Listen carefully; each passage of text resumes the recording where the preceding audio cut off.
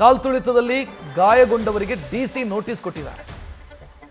June 11ನೇ ತಾರೀಕು ವಿಚಾರಣೆಗೆ ಬನ್ನಿ ಅಂತ ಬೆಂಗಳೂರು ನಗರ ಡಿಸಿ ಜಗದೀಶ್ ಸೂಚನೆಯನ್ನು ಕೊಟ್ಟಿದ್ದಾರೆ.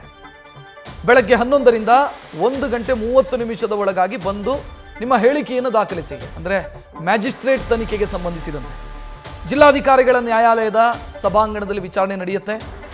ಗಾಯಾಳುಗಳ ಹೇಳಿಕೆಯನ್ನು ದಾಖಲಿಸಲಾಗುತ್ತೆ. ಮೃತರ ಕುಟುಂಬಸ್ಥರನ್ನ ಕೂಡ ಸಂಪರ್ಕಿಸಲಾಗಿದೆ. ಇನ್ನು ಪ್ರತ್ಯಕ್ಷದರ್ಶಿಗಳ ಹೇಳಿಕೆಯನ್ನು ಪಡೆಯುವುದಕ್ಕೂ ಕೂಡ ತಯಾರಿಯನ್ನು ಮಾಡಿಕೊಳ್ಳಲಾಗಿದೆ. ಮ್ಯಾಜಿಸ್ಟ್ರೇಟ್ ತನಿಖೆ ಬೆಂಗಳೂರು ನಗರ ಡಿಸಿ ನೋಟಿಸ್ ಅನ್ನು ಕೊಟ್ಟಿದ್ದಾರೆ. ಹೆಚ್ಚಿನ ಡೀಟೇಲ್ ನೀಡೋದಕ್ಕೆ ಸಂದೇಶ್ ಫೋನ್ ಸಂಪರ್ಕದಲ್ಲಿ. ಸಂದೇಶ್, ಮ್ಯಾಜಿಸ್ಟ್ರೇಟ್ ತನಿಖೆಯ ರೂಪುರೇಷೆ ಏನು ಉದ್ದೇಶ ಅದರದು?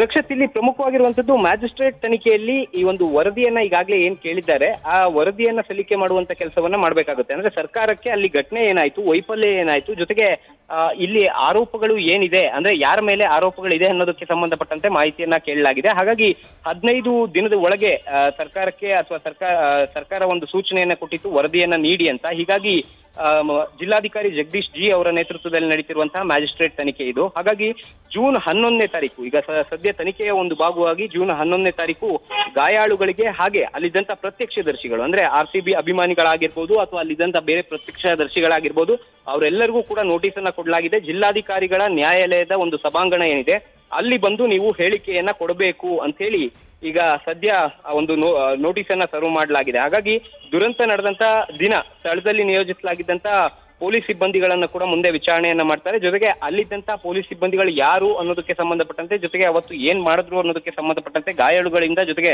ಪ್ರತ್ಯಕ್ಷದರ್ಶಿಗಳಿಂದ ಒಂದು ಮಾಹಿತಿಯನ್ನ ಪಡೆಯುವಂತ ಕೆಲಸವನ್ನ ಮಾಡಿದ್ರೆ, ಮತ್ತೊಂದು ಕಡೆ ಈಗಾಗಲೇ ಪೊಲೀಸ್ ಕಮಿಷನರ್ಗೂ ಕೂಡ ಪತ್ರವನ್ನು ಬರೆಯಲಾಗಿದೆ. ಅಂದ್ರೆ ಯಾರೆಲ್ಲ ಅಲ್ಲಿ ಡೆಪ್ಲಾಯ್ ಆಗಿದ್ರು, ಅಂದ್ರೆ ನಿಯೋಜನೆಗೊಂಡಿದ್ರು ಪೊಲೀಸರು, ಅವರ ಮಾಹಿತಿಯನ್ನ ಕೂಡ ಕೊಡಿ, ಅವರ ವಿಚಾರಣೆಯನ್ನ ಕೂಡ ಮಾಡಬೇಕು ಅಂತ ಹೇಳಿ ಈಗಾಗಲೇ ಮಾಹಿತಿಯನ್ನ ಜೊತೆಗೆ ಸೂಚನೆಯನ್ನ ಕೊಟ್ಟಿರೋದ್ರಿಂದ ಆ ಒಂದು ಮಾಹಿತಿಯನ್ನ ಕೂಡ ಕೊಡ್ತಾರೆ. ಜೊತೆಗೆ ಅಲ್ಲಿರುವಂತಹ CCTV ಕ್ಯಾಮ್ರಾಗಳೇನಿದೆ ಆ CCTV ಕ್ಯಾಮ್ರಾಗಳನ್ನ ಕೂಡ ಕಂಪ್ಲೀಟ್ ಆಗಿ ದೃಶ್ಯಾವಳಿಗಳನ್ನ ಈಗಾಗಲೇ DVR ತೆಗೆದುಕೊಂಡಿರೋದ್ರಿಂದ ಅದರ ಆಧಾರದ ಮೇಲೆ ಇವರೆಲ್ಲರ ವಿಚಾರಣೆ ಕೂಡ ನಡೀತಾ ಹೋಗುತ್ತೆ. ಜೊತೆಗೆ KSCA, RCB ಫ್ರಾಂಚೈಸಿ ಹಾಗೆ DNA ಇವೆಂಟ್ ಮ್ಯಾನೇಜ್ಮೆಂಟ್ ಅವ್ರಿಗೂ ಕೂಡ ಈಗಾಗಲೇ ನೋಟಿಸ್ ಅನ್ನ ಜಾರಿ ಮಾಡಿರೋದ್ರಿಂದ ಈಗ ಸದ್ಯ ಏನಾಗಿದೆ ಅನ್ನೋದಕ್ಕೆ ಸಂಬಂಧಪಟ್ಟಂತೆ ಕೂಡ ಮಾಹಿತಿಯನ್ನ ತೆಗೆದುಕೊಳ್ತಾರೆ. ಜೊತೆಗೆ ಅಲ್ಲೊಂದು ಸ್ಲ್ಯಾಬ್ ನಿಂದ ಬಿದ್ರು ಅಂತ ಹೇಳಿರೋದ್ರಿಂದ BMRCL ಅಧಿಕಾರಿಗಳಿಗೂ ಕೂಡ ಮಾಹಿತಿ ನೀಡುವಂತೆ ಈಗಾಗಲೇ ಪತ್ರವನ್ನ ಕೊಡಲಾಗಿದೆ. ಅಂದ್ರೆ ಓವರ್ ಆಲ್ ಆಗಿ ಇಲ್ಲಿ ಏನಾಯ್ತು, ಅಂದ್ರೆ ಲೋಪ ಏನಾಯ್ತು, ಯಾರ ಲೋಪ ಆಯ್ತು ಅನ್ನೋದಕ್ಕೆ ಸಂಬಂಧಪಟ್ಟಂತೆ ವಿತ್ ಎವಿಡೆನ್ಸ್, ಅಂದ್ರೆ ಆ ವರದಿಯಲ್ಲಿ ಎಲ್ಲರ ಹೇಳಿಕೆಗಳು, ಯಾರಿಂದ ಆಯ್ತು ಅನ್ನೋದಕ್ಕೆ ಸಂಬಂಧಪಟ್ಟಂತೆ ಹೇಳಿಕೆಗಳು, ಜೊತೆಗೆ ಡೆಪ್ಲಾಯ್ ಆಗಿದ್ದಂತ ಪೊಲೀಸರು ಏನ್ ಹೇಳ್ತಾರೆ, ಓವರ್ ಆಲ್ ಆಗಿ ಒಂದು ದುರಂತಕ್ಕೆ ಸಂಬಂಧಪಟ್ಟಂತೆ ಆ ಇನ್ಸಿಡೆಂಟ್ ಏನಾಯ್ತು, ಆ ಇನ್ಸಿಡೆಂಟ್ ನಲ್ಲಿ ಯಾರ್ದೆಲ್ಲ ಲೋಪ ಆಯ್ತು ಅನ್ನೋದಕ್ಕೆ ಸಂಬಂಧಪಟ್ಟಂತೆ